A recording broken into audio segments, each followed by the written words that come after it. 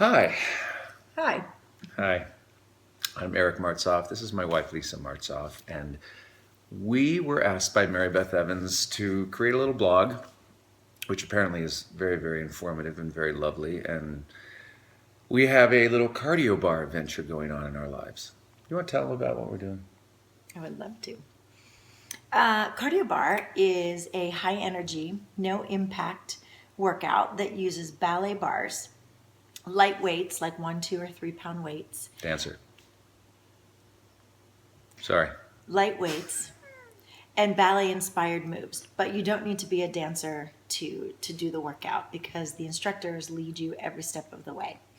The idea is to raise the heart rate and tap into the cardiovascular system and then use weights to strengthen, lengthen, and chisel out the body. So that is like the perfect science explanation as to what it is and why we're doing it and why it works and everything. But the real reason behind this blog is, why did we move out to Las Vegas to do this? And it was a big decision. Huge.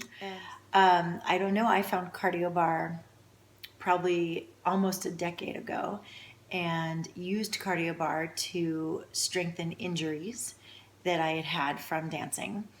After we had the boys, or I had the boys, I used it to get back into shape because, let's face it, girls, you no longer own your body once you have kids.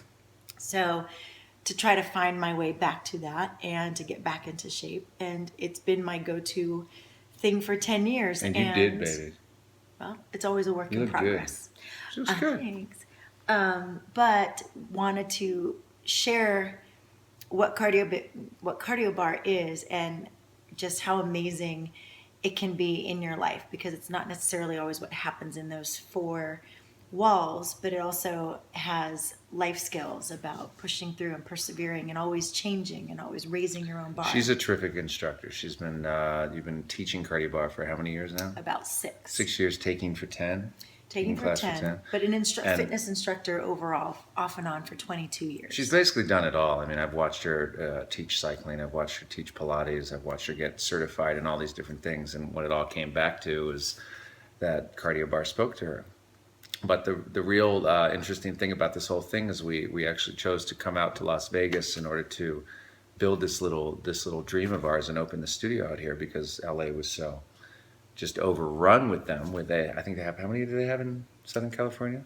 I think there's 16 to 16, 18 something in like that. LA. So there were too many, and we decided to make this wild decision and, for lack of a better phrase, separate our family, because my job, I don't know if there's this little show called Days of Our Lives, and Mary Beth happens to be on it as well. I think she's been on it for like 74 years or something like that. That's a joke, of course. It's only been on for, I don't know, 51 years. But it's been really, really tough, but also very adventurous in the sense that we met when we were on tour. We met traveling, and distance and geography has never really been any kind of an obstacle for us. I remember the look on people's faces when we said that we were going to do this, and people immediately thought we were getting divorced. They're like, "Oh, no, we're not. I'm so sorry. Well, what? Why?" I'm like, "Don't be sorry. The only reason we can do this is because we believe in each other and we have the strength to do something like this." I mean, we're entertainers, so we weren't given, a proper deck of cards. As far as a family is concerned, we're crazy entertainment people, like circus people that just like go all over the place. We're like circus people. I always tell him he left the instruction book to life somewhere. Oh yeah. There. What did I do with that? Where did I leave that thing? Is it in my room? Somewhere in the house? Or she's still in the house. But in essence, there's really no one right way to build a business or build a family, Chase a dream. build your relationship, or chase a dream. I know there's so many ways to do it. And the funny thing is that this road seemed so strange to so many people. And to us, we've always had our eye on the ball. We know why we're doing it. And I guess what I would want to say to anybody who's watching this is, don't let anyone else dictate to you what your normal is. Don't let anybody tell you what the right thing to do is for your family, because you know your family better than anybody else. And you will in turn know what's right and what you need to do. And this was something we felt we needed to do for us. And You define the new normal. You define your normal, and we definitely have never been normal.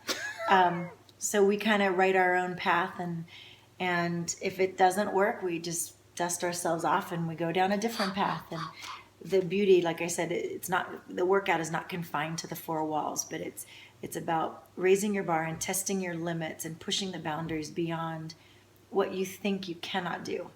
And each time that I go in and I see the faces of the ladies that thought I could never do this or couldn't get through it, or the one that went for the job that she never thought she'd get, she always, usually the feedback is, I heard your voice. I mean, and I can talk a lot, and I do have a loud voice, but the resonance that they hear, which is what we try to motivate and create a feeling, which is ultimately is what brings them back. And I just realized something. It's funny how the class itself is very synonymous with our own personal adventure, making this move, and climbing the mountain. Because my first reaction when Lisa came to me and said, "Hey, why don't we should open up a cardio bar in Las Vegas?" And I said, "No way, that's crazy. We live in LA. That's our normal. That's what I'm used to. That's where we've been the last couple of years, and we can't do anything outside of that." And it took me a mere weekend to realize that I was absolutely wrong about that. That just when you think you can't do something, you can. Well, it's hard. And what's our favorite saying? Tom Hanks, A League of Their Own, when he looked at the female ball player, Gina Davis, and she said, "I'm leaving. It just got too hard." He said, "It's just supposed to be hard. The hard is what makes it great. Or if it was easy, everybody would do it." Yeah. I use that in class a lot. You should. That's a good one. I do. But in any case, that's our story in a nutshell, and it continues. And I just realized that one of the big reasons why we're doing this is right up over our heads on this wall. Oh. Those are our children. We have twin boys, and honestly, almost every decision we make these days has a lot to do with them. But it's definitely a family decision. And thank you for watching. Thank you for listening to our story, and maybe we'll update you in the future. But chase your dreams. Amen.